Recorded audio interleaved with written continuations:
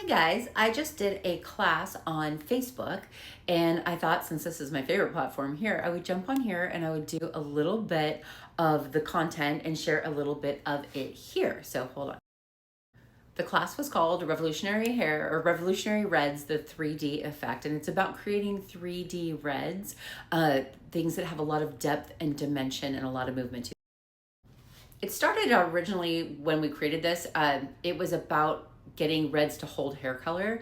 Porosity matters, hydration matters, and strength all matter. We need to make sure that we're starting out in the best possible way because healthy hair holds color. So the better we can get that canvas to start with, the better our hair color is going to hold after we get this amazing hair color to start with, because the only way to get really great hair color is to start out with the best possible canvas. So we have to prep the canvas. We have to chelate, which is a little bit different than clarifying. We need to make sure we're getting all of those metals out of there, any of the, well, as many of the metals as we can. Hard water deposits, minerals, any like traces of pollutants, anything we have going on, we need to get them out of there. We need to add moisture. We need to add lipids and fatty acids. We need to repair that cell membrane complex if we can. We need to get the hair in as good a shape as we can and as positively charged as we can. Those lipids and that cell membrane complex, repairing that will help get a positive charge back into our hair. And then we want to build the bonds. We want to make sure that the structure of the cortex is really strong, that the tensile strength is strong, because everything that we're about to do to it with the oxidation is going to be meant to destroy it. Like, it's going to just want to damage the hair. So we need to get it in as good of condition as we can to start. And then this is a radial gradient. Now, radial gradient basically talks about the strand of hair and having this gradient of hair color from the center of the strand all the way out. So permanent hair color is going to penetrate all the way into the center of the medulla, or the center of the, like towards the medulla, center of the cortex, all the way out through the cuticle. Demi-permanent hair color is going to go about halfway. So from the cuticle, about halfway into the cortex, and that's an ish. Different hair is different. So if we do permanent, shampoo it out, and then layer on a demi, we're going to concentrate the color pigments towards the outside. And demis a lot of times don't have a lot of background. They have a lot more intensity of tone.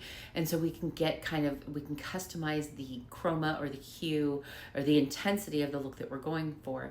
And then semi-permanent is that direct dye that sits on the outside. So if we put that on there, we have all of this nice strong pigment on the outside on the cuticle. And then we have that extra demi-permanent in the inside, and then the permanent going all the way to the center. And so we have this gradation from the permanent all the way out to where on the cuticle we have permanent, demi, and semi.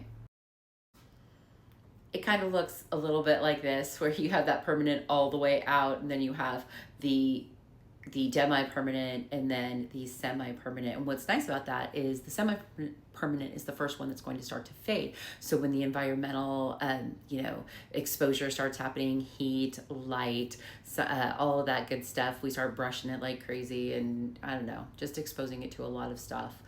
The first thing that's going to happen is that semi is going to be affected, and the permanent hair color down below is going to have a little bit more longevity.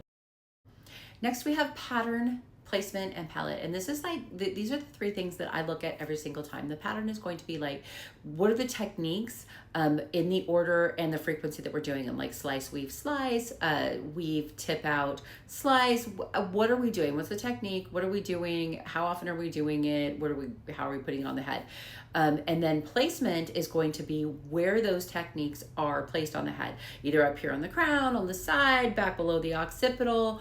What are we doing with that pattern? Where are we placing it on the head? And then the palette is the combination of colors. How many formulas are we using? What's going in the formulas? All of that good stuff.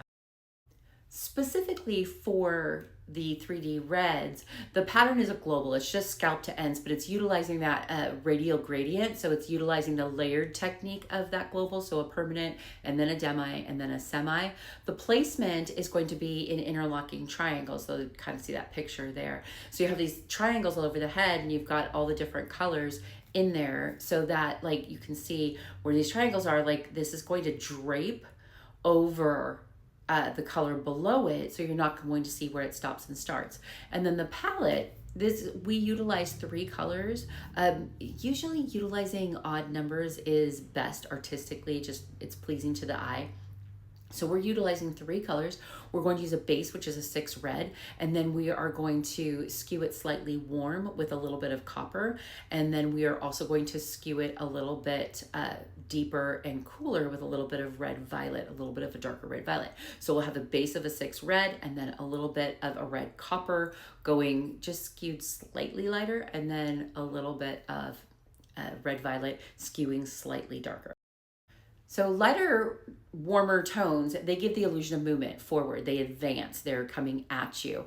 Darker colors are receding, they're coming backwards. They sort of minimize things and kind of pull back, and they add that depth and dimension. So 3 colors working in harmony, you've got this base, you have the lighter and you have the darker. There should be this movement of this advancing and retreating with just the color. You don't even have to worry about cutting or styling it. Put those 3 colors into those interlocking triangles, and those interlocking triangles also create that little bit of movement because you have those corners where they're coming down and everything's draping together, along with a radial gradient where you have this texture added to the hair color, kind of like expensive perfumes where you have secondary and tertiary notes in the perfumes and you get these layers of effect. We get this optical dimension going on inside each individual hair. At the end of this, I'm going to pop in a video. This is just a screenshot of the video so that you can sort of see it moving.